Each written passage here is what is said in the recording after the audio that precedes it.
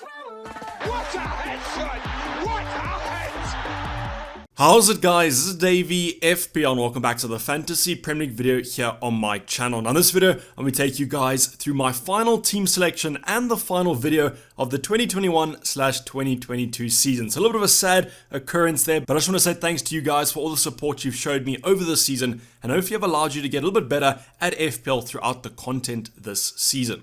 So once again, thanks to all of you guys, but let's get on to this video, and I'm going to be talking about my Game Week 37 team review and then shifting the attention to the final game week, the ultimate game week of the season, Game Week 38. Now the first disclaimer I just want to give you guys, as I am recording this before the press conferences on Friday, we might also get some more news on Saturday and Sunday, but I'll be handling that in the deadline stream 1 hour before the deadline on Sunday morning, evening, afternoon, wherever you guys are around the world. So in this video, I'll be giving you guys a couple of possibilities depending on what news we do get, and also be talking about some potential rotation options that I currently have in my starting 11.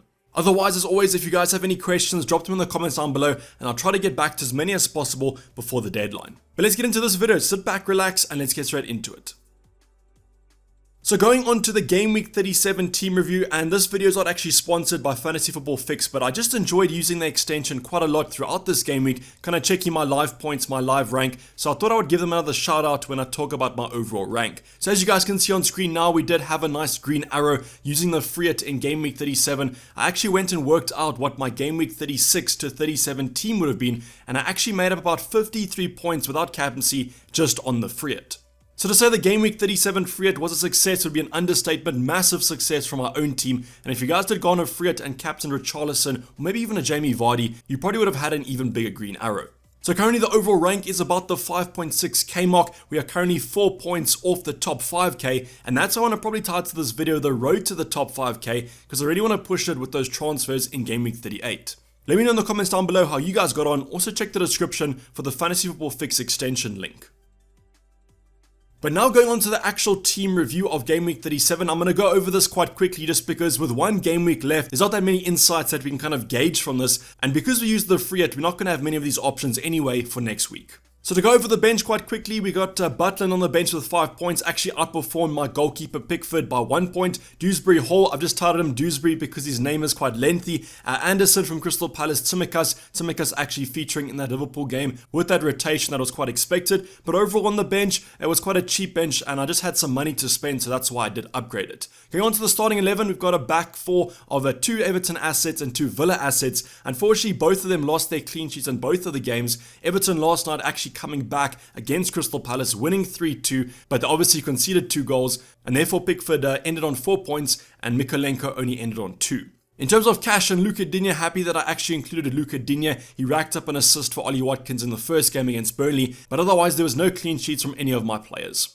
Going on to the midfield department, we had Son and Zaha, both of them racking up kind of 6 and 3 points respectively. We then have Kevin De Bruyne with the 2 points, but as long as Man City drew or lost that game, I was perfectly fine with that, as I am a Liverpool fan. And then finally, James Maddison with an absolutely massive 25 points. Super happy that I managed to include him, but when we did have news about Mo Salah's injury, he was kind of a shoo-in in that midfield.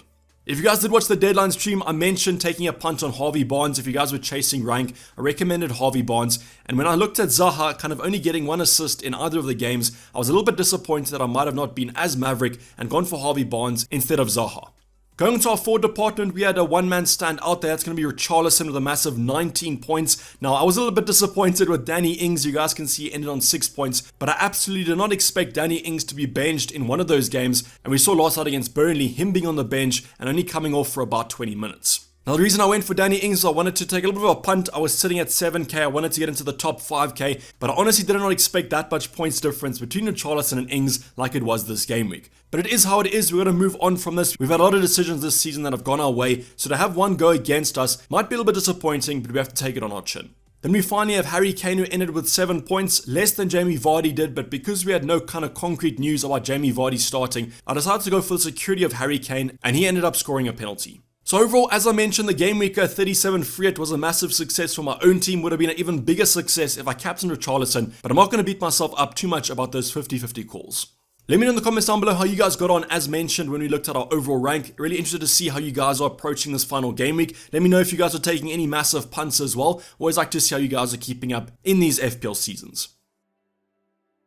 Now shifting our attention to the last game week of this season, game week 38, and I'm going to be going over this kind of usual format that we have shown in the prior team selections, kind of looking at my squad currently and then talking about the transfer plans afterwards. So in terms of the overall transfer plan, I have 1 free transfer and 0.2 in the bank, so I don't have much to play with in terms of upgrades. I could offer some downgrades if there is some rotation, and I'll talk about that shortly. Going on to our bench first, the bench pretty much picks itself. We've got injuries to Forster and Shaw, which might keep them out for game week 38. They have Leicester and Burnley respectively. Then we have Breuer and Weghorst. Now I don't even know if either of these two players will start. I kind of think Breuer will be benched because he was playing against Liverpool, I think a Monday or Tuesday. And then Weghorst came off the bench last night and missed an absolute sitter in the final 90 minutes.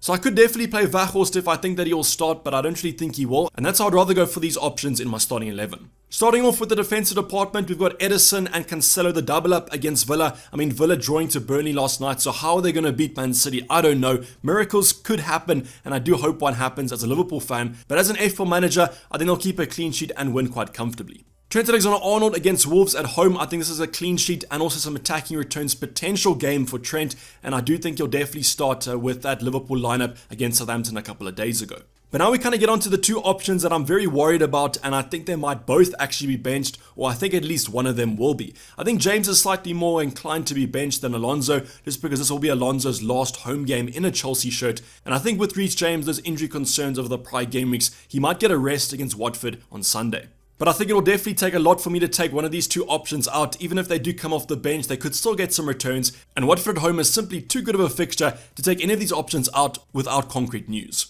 So definitely one of the considerations is if we do get news that James or Alonso is going to be benched for Watford at home, I might actually transfer them out, I might downgrade them or upgrade them. A Robertson looks like quite a good option, but I'll have to find some value in the other departments then. Going on to our midfield department, we have 5 stacked midfielders here. I think all of them have the potential to return. We've got Salah against Wolves. I think this is going to be the big talking point of this double game week 38. We will talk about it a bit later on in terms of the transfer plan, but Jurgen Klopp's press conference has probably already happened as you guys are watching this video. So if we do get news that Salah is going to start or he's going to be benched, that'll give us some insight into the transfer plan. We then have a more budget kind of midfield department of Saka, Kulusevski and Rafinha. We're going to start off with Saka. Everton have been a kind of a save from relegation last night with that win against Crystal Palace. So who knows what team they're going to put out on Sunday. And Arsenal have to win, and they have to hope that Spurs do lose or draw to get top 4. I just have kind of lost faith in this Arsenal attack over the prior game weeks. Haven't really showed that fight that I would have desired. But I think Saka is still a quality player, and against Everton at home, he could still get some returns. Kulusevski I'm really confident about. He'll definitely play against Norwich. This is a must-win game for Spurs,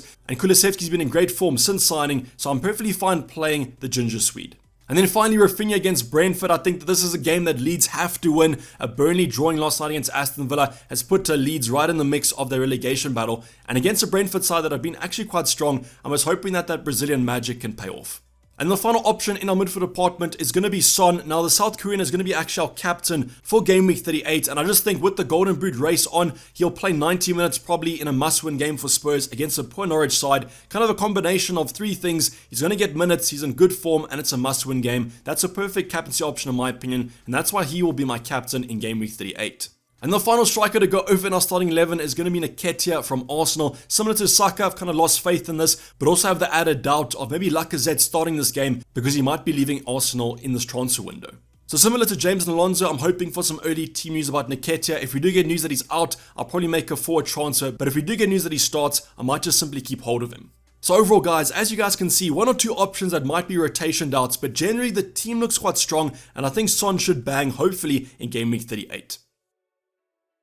But now heading on to our transfer plan, and as I mentioned, I have hardly any money in the bank, so no significant upgrades can be made, but there is one that I could potentially do. So the first move I'm going to talk about is simply the boring option. Let's just say we get news, Jurgen Klopp says that Salah will definitely play against Wolves. Salah obviously chasing the Golden Boot, going to be hungry for some goals. Liverpool have to win this fixture to stay in the title race. So the boring transfer would be to keep Salah, but then I could move on Shaw. So the reason I want to move on Shaw is not only is he injured and probably will miss this Burnley away game, but there is a 4.3 defender that is putting up some good attacking stats. And as you guys would have guessed if you've watched my content this week, it's going to be Ryan Sessegnon from Spurs at 4.3 million. So Norwich away is a definitely great fixture for him, but it's just that combination of attacking and that defensive threat that I do think is a great option for game week 38.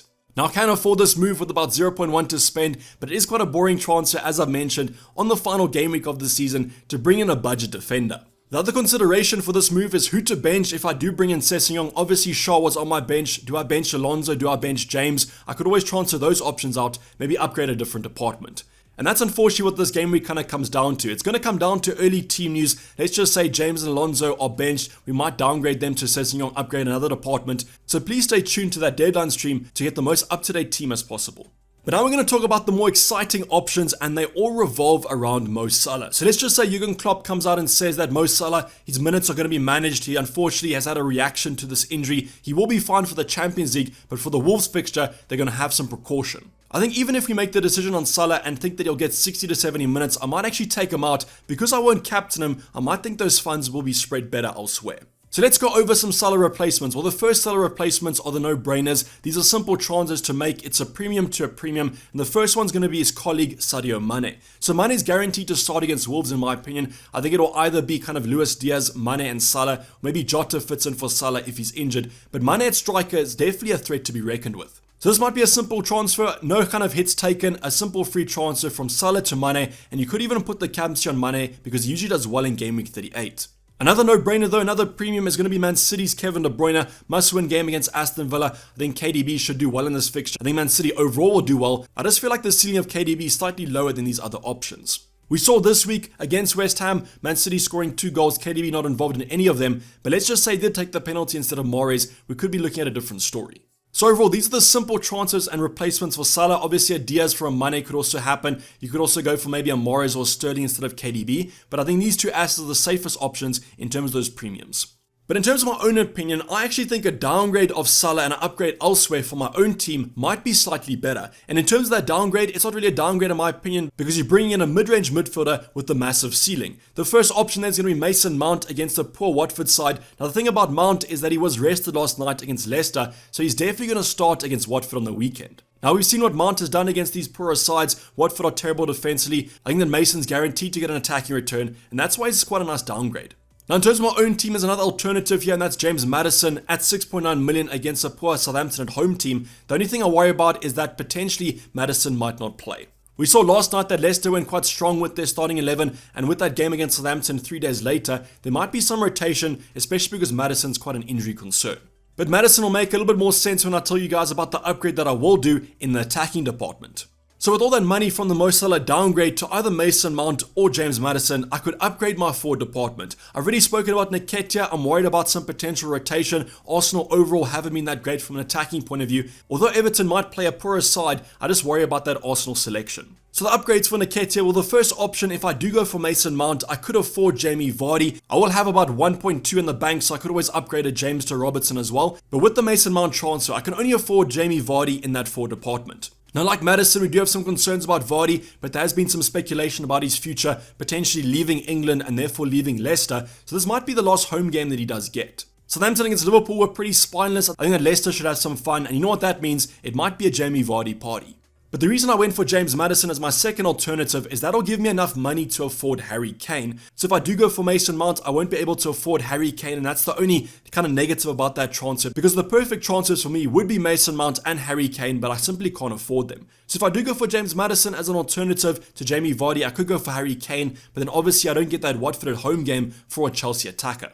So these two options, if I choose to downgrade Salah, these will be the two options that I could go for, but currently I'm leaning towards going for Jamie Vardy and Mason Mount. Let me know in the comments down below what you guys think about the transfers. When you guys are watching this video, I'll probably have some more news about Salah. If he is going to miss out or is a doubt, I'll definitely be taking him out. But if he is going to be fit and starts against Wolves, that's going to make the transfer a little bit more spicy, I think. Let me know in the comments down below what transfers you guys are making and what punts you think will be good for Game Week 38. But this is basically wrap up the video, guys. Hopefully you did enjoy it. Please don't forget to like it if you did and subscribe if you're not subscribed yet. As I mentioned, check me out on the deadline stream 1 hour before the deadline. Otherwise, thank you for the support this season. I really do appreciate it. But I'm already signing off. It's been Dayvy FPL and I'm out. Cheers. Bye.